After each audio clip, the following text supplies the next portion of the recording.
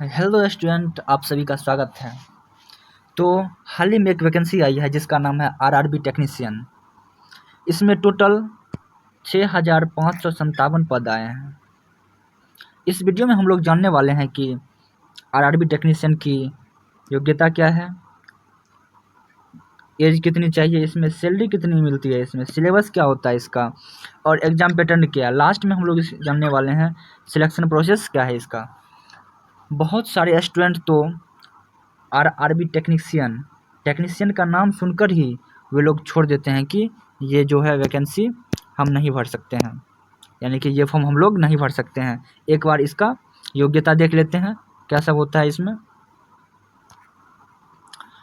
तो इसमें 323 पद है टेक्नीशियन ग्रेड 1 का। टेक्नीशियन ग्रेड 1 का 323 पद है और टेक्नीशियन ग्रेड 3 का 6,234 पद है। इसमें टोटल पद है 6,557, जिसमें से 6,234 जो है टेक्नीशियन ग्रेड 3 का है। तो चलते हैं आगे और देखते हैं हम लोग। फॉर्म भरने की जो तिथि है, डेट जो है 30 जून से ही स्टार्ट है। 30 जून से ही स्टार्ट है इसका डेट फॉर्म भरने का। और इसके अप्लाई का लास्ट डेट कब तक है? लास्ट डेट है 29 जुलाई। 29 जुलाई लास्ट डेट अप्लाई का है। और 31 जुलाई तक क्या कर सकते हैं, इसमें फी पेमेंट कर सकते हैं। करेक्शन डेट, अगर किसी तरह का दिक्कत हो गया है फॉर्म में, मान लेते हैं आपने हड़बड़ी में फॉर्म भरा है और किसी तरह का इसमें गलती हो गया है, आपसे किसी तरह की गलती हो गई है, तो आप 1 से 10 अगस्त के बीच इसको ठीक कर सकते हैं। इसके बाद नेक्स्ट देखते हैं।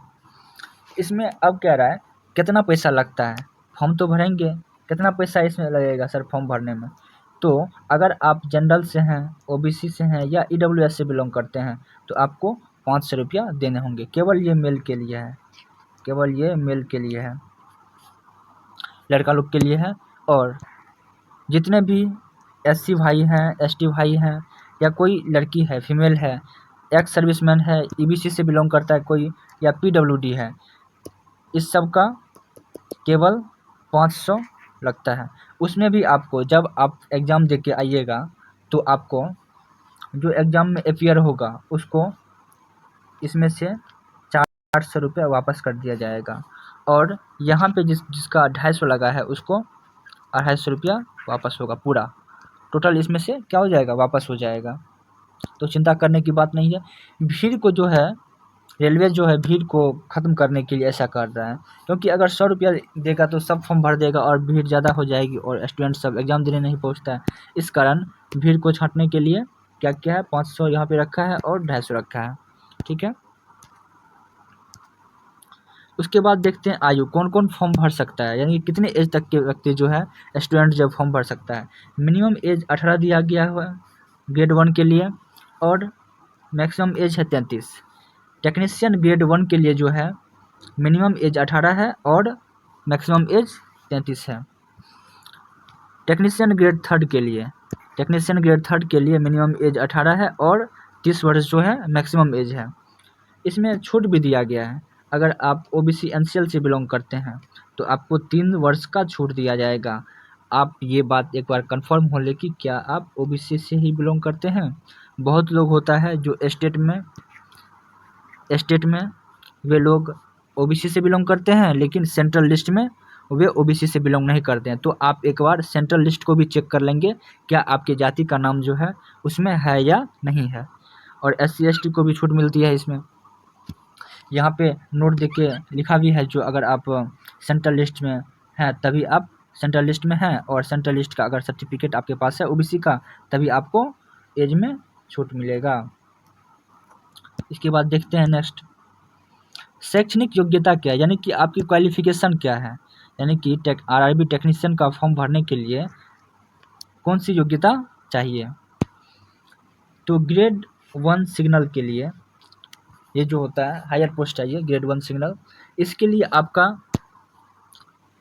बीएससी होना चाहिए, फिजिक्स में होना चाहिए या इलेक्ट्रॉनिक्स में होना चाहिए, सीएस में होना चाहिए, आईटी में होना चाहिए या इंस्ट्रूमेंटेशन में होना चाहिए, या आप बीटेक कर रहे हैं या आप बीई कर रहे हैं, इनमें से अगर आप कुछ भी कर रहे हैं तो आप ये फॉर्म भर सकते हैं, या 3 साल का आप डिप्लोमा कर रहे हैं इंजीनियरिंग में।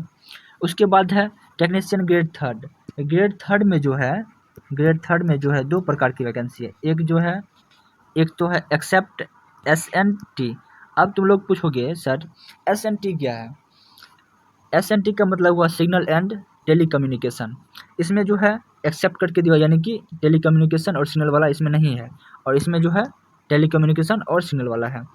तो एक्सेप्ट वाला में क्या है, ग्रेड थर्ड में जो 10th किया हुआ है, मैट्रिक पास है विद ITI, जो ITI और 10th पास है, 10th के साथ ITI किया हुआ है, वो इस फॉर्म को भर सकता है।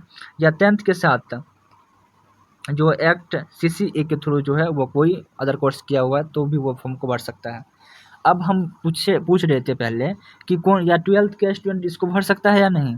तो अगर आप 10th प्लस ITI की है फिर भी भर सकते हैं इसको, या अगर आपका 12th में फिजिक्स और मैथ दोनों था, अगर आपका 12th में फिजिक्स और मैथ दोनों था तो फिर भी आप इस फॉर्म को भर सकते हैं। इसीलिए हम बोल रहे थे स्टार्टिंग में, जो टेक्नीशियन शब्द सुनते ही स्टूडेंट छोड़ देता है कि ये तो टेक्निकल वाला का होगा, ITI वाला का होगा, हम लोग तो इसमें फॉर्म भर ही नहीं सकते हैं। लेकिन जो स्टूडेंट 12th में मैथ और फिजिक्स लिया है वो इस फॉर्म को क्या कर सकता है, भर सकता है। उसके बाद नेक्स्ट देखते हैं हम लोग। अब जो है लेवल 5 की जॉब है, ग्रेड 1 जो है, ग्रेड 1 सिग्नल जो है वो क्या है, लेवल 5 की, ये लेवल 5 की जॉब है, लेवल 5 की जॉब है ग्रेड 1 सिग्नल। इसमें इसका एग्जाम पैटर्न क्या रहने वाला है,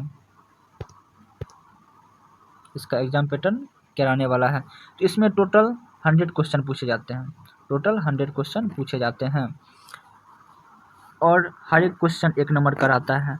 इसमें हमको समय दिया जाता है 90 मिनट। कितना समय दिया जाता है, 90 मिनट दिया जाता है। इसमें GA पूछा जाता है, यानी कि जनरल अवेयरनेस, इसमें जनरल अवेयरनेस पूछा जाता है 10 मार्क्स का।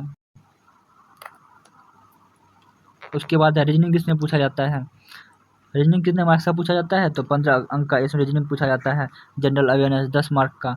कंप्यूटर एंड एप्लीकेशन 20 मार्क्स का पूछा जाता है। उसके बाद है मैथमेटिक्स 20 मार्क्स का पूछा जाता है। Basic science and engineering 35 mark का। इसमें जो है सबसे ज़्यादा इम्पोर्टेंट रोल कौन प्ले करता है, इम्पोर्टेंट रोल इसमें प्ले कर रहा है बेसिक साइंस एंड इंजीनियरिंग, इसका 35 अंक है, इसलिए इसका वेटेज क्या है, ज़्यादा है। तो ये हो गया ग्रेड 1 का लेवल 5 का जॉब है ये। अगर आप इसके लिए एलिजिबल हैं तो फॉर्म को आसानी से भर सकते हैं। उसके बाद है 12th वाले स्टूडेंट का, जो कि सबसे ज़्यादा परेशान रहता है कि सर हम क्या करें। तो देखो, तो ग्रेड 3 का यहाँ पे है, ग्रेड 3 लेवल 2 की जॉब है ये, लेवल 2 का जॉब है ये। इसमें भी 100 क्वेश्चन पूछे जाते हैं, 100 मार्क्स का होता है, और इसमें भी 90 मिनट दिया जाता है। तो इसमें मैथमेटिक्स पूछा जाता है 25 मार्क्स का, रीजनिंग पूछा जाता है 25 मार्क्स का, सब ऑब्जेक्टिव होता है। जनरल साइंस जो होता है, जो SSC वाले स्टूडेंट सब पढ़ते हैं, वो 40 मार्क्स का होता है। जो SSC वाले स्टूडेंट होंगे उसको तो प्रॉब्लम नहीं होना चाहिए जनरल अवेयरनेस और जनरल साइंस में, ठीक है। ये भी कितना होता है, 100 मार्क्स का होता है, और 100 क्वेश्चन पूछे जाते हैं। इसमें एक थोड़ी सी राहत ये दी गई है कि इसमें कंप्यूटर नहीं आता है, कंप्यूटर का नहीं आता है, इसमें केवल साइंस और मैथ्स का बोलबाला है। नेक्स्ट देखते हैं। अब चयन प्रक्रिया, सिलेक्शन कैसे होता है, क्या इसमें प्री होता है, मेंस होता है, दोनों होता है क्या इसमें, तो नहीं। इसमें जो है केवल सिंगल पेपर होता है, सिर्फ एक पेपर होता है जो कि 90 मिनट का होता है। कोई प्री मेंस नहीं होता है, सिर्फ एक CBT होता है। आप CBT क्वालिफाई कीजिएगा, उसके बाद आपका डॉक्यूमेंट वेरिफिकेशन होगा, डॉक्यूमेंट वेरिफिकेशन कीजिएगा। और हाँ, इसमें 1/3 जो होता है नेगेटिव मार्किंग भी होता है। अगर आपका गलत होता है एक, तो उसमें से टोटल में से आपका कितना घट जाएगा, 1/3 माइनस हो जाएगा। डॉक्यूमेंट वेरिफिकेशन होगा, उसके बाद आप लोगों का मेडिकल होगा। मेडिकल इसमें जो है ना, थोड़ा सा रेलवे में जो भी पोस्ट है उसमें मेडिकल जो है थोड़ा सा हार्ड रहता है, अच्छे से मेडिकल के टेस्ट इसमें किया जाता है। आप लोग का आई विज़न अच्छा होना चाहिए। और इसमें आप लोग केवल एक ही आरआरबी भर सकते हैं, एक पोस्ट के लिए एक ही आरआरबी भर सकते हैं। एक पोस्ट के लिए आप लोग एक ही आरआरबी क्या करते हैं, भर सकते हैं। अगर 2 भरेंगे तो क्या होगा, रिजेक्ट हो जाएगा आप लोग का। अगर 2 भरिएगा तो क्या हो जाएगा, रिजेक्ट हो जाएगा। और मेडिकल जो है फिटनेस एकदम आप लोग फिट होना चाहिए, खाना पीना शुरू कर दीजिए। रेलवे चिकित्सा मानक जो है यही बोल रहे थे, इसका जो है मेडिकल फिटनेस स्टैंडर्ड होता है। आप लोग का जो है आई विजन A3 का होना चाहिए। उच्चतम जो है ज़्यादा से ज़्यादा कितना होना चाहिए, A3 होना चाहिए। सामान्य जो है B1 रहना चाहिए, और सामान्य बी ग्रेड के लिए क्या होना चाहिए, B2 रहना चाहिए। और C1 जो है न्यूनतम है, इससे कम नहीं होना चाहिए। C1 क्या है, न्यूनतम है। अगर आप लोग पूछोगे सर चश्मा लगाए हैं, तो अगर चश्मा लगाए हो तो कोई बात नहीं है, चश्मा लगा सकते हो, चश्मा से कोई दिक्कत नहीं है। लेकिन आजकल बहुत लोग जो है सर्जरी करवाते हैं, लेसिक सर्जरी जिसको बोलते हैं, तो वो लेसिक सर्जरी जो है वो क्या होगा, वैलिड नहीं होगा। लेसिक सर्जरी वैलिड नहीं होगा, ठीक है। उसके बाद नेक्स्ट देखते हैं हम लोग। अधिकांश स्टूडेंट का यही क्वेश्चन रहता है कि सर इसमें सैलरी कितना मिलता है, इसमें पैसा कितना मिलता है मास्टर जी। तो टेक्नीशियन आरआरबी जो है, आरआरबी टेक्नीशियन ग्रेड 1 जो है और ग्रेड 3 है। इसकी सैलरी की बात करें तो ग्रेड 1 की सैलरी जो है बेसिक पे इसमें मिलता है 29,200 रुपये मिलता है। इसमें बेसिक सैलरी कितना मिलता है, 29,200 मिलता है। DH 46% होता है, जो कि कितना बन जाता है 13,432। HRA 30% होता है, HRA 30% होता है। TA होता है 3600 मिलता है। अन्य भत्ते 2500 3,000 के आसपास। अगर हम टोटल सैलरी की बात करें तो इन हैंड 56 से 60,000 के बीच आता है। ये तो जब आप ज्वाइन कीजिएगा तब है, लगभग 58,000 के आसपास मिलता है आपको। 56 से 60 है, 58 के आसपास आपको दिया जाता है।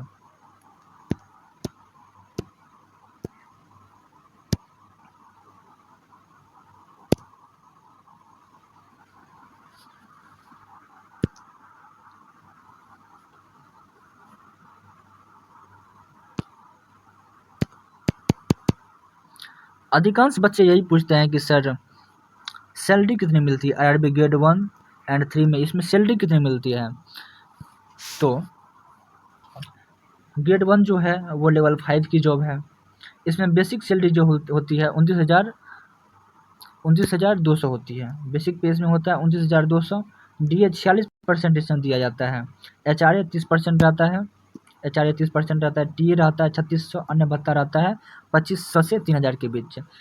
इसमें जब आप ज्वाइन कीजिएगा तो आपको 58,000 के आसपास मिलेगा सैलरी। इसमें लिखा हुआ है 56 से 60,000 के बीच मिलता है। 58,000 के आसपास किसी को 59 भी मिलता है, वो शहर के अकॉर्डिंग होता है, लेकिन 56 से 60 के बीच सभी का रहता है। उसके बाद जो है ग्रेड 3 जो है लेवल 2 की जॉब है। इसमें बेसिक पे जो है 19,900 है। इसमें भी DA जो है वो इतना ही रहता है, इसमें भी DA रहता है उतना ही 46%। और HRA 30% रहता है। TA रहता है 3600। अन्य भत्ते जो होते हैं कितने रहता है, अन्य भत्ते कितना मिलता है 2500 से 3,000 के आसपास मिलता है। और इसमें जो भी ग्रेड 3 में ज्वाइन करते हैं उसको जब ज्वाइन करते हैं 38,000 से 42,000 के बीच उसको सैलरी मिलता है। लेकिन आप जब ज्वाइन कीजिएगा तो आपको 40 के आसपास मिलेगा, 39 समथिंग मिलेगा, ठीक है। और ये जो है शहर के अकॉर्डिंग वेरी करता है। जब आप ज्वाइन कीजिएगा तो इनिशियल का ये दिया हुआ है सैलरी, ये दोनों जो है ग्रेड 1 का 56,000 से 60,000 है, और ग्रेड 3 का जो है कितना है 38,000 से 42,000 है। अब हम लोग देख लेते हैं जोन वाइज किस में कितना वैकेंसी आया है। जोन वाइज देखते हैं तो हम लोग सबसे ज़्यादा वैकेंसी जो है कहाँ पे आया है, सबसे ज़्यादा वैकेंसी आया है मुंबई में। सबसे ज़्यादा वैकेंसी कहाँ पे है, मुंबई में सबसे ज़्यादा वैकेंसी है।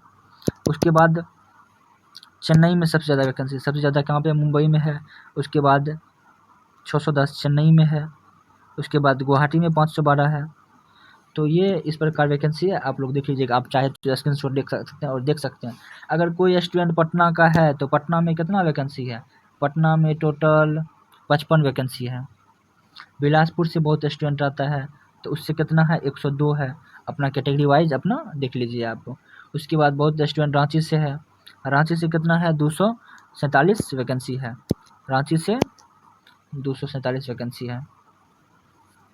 और है प्रयागराज। प्रयागराज का कट ऑफ हमेशा है रहता है, तो आप एक बार देख लीजिएगा। 399 अगर आपके घर के पास पड़ रहा है। बहुत सारे लोग जो है दूसरे जगह जॉब ले लेते हैं, लेकिन उसको फिर प्रॉब्लम आती है कि जोन चेंज करना है, जोन चेंज करना है, वहाँ पे उसका खाना सूट नहीं करता है, पानी सूट नहीं करता है वहाँ का, तो फिर वहाँ से जॉब छोड़कर भागना पड़ता है। तो आप लोग थोड़ा सा सोच विचार के ये कदम उठाइएगा कि किस जोन से हमको भरना है। उसके बाद चेन्नई भी है, अच्छा है, इसमें 610 वैकेंसी है। इसमें मुंबई का बताए हैं 1098 वैकेंसी है। भोपाल से भी अच्छा खासा वैकेंसी है, 226 वैकेंसी है।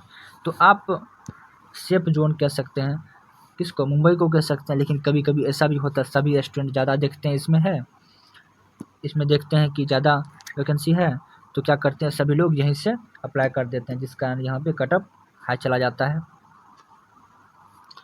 और चेन्नई का भी ठीक है।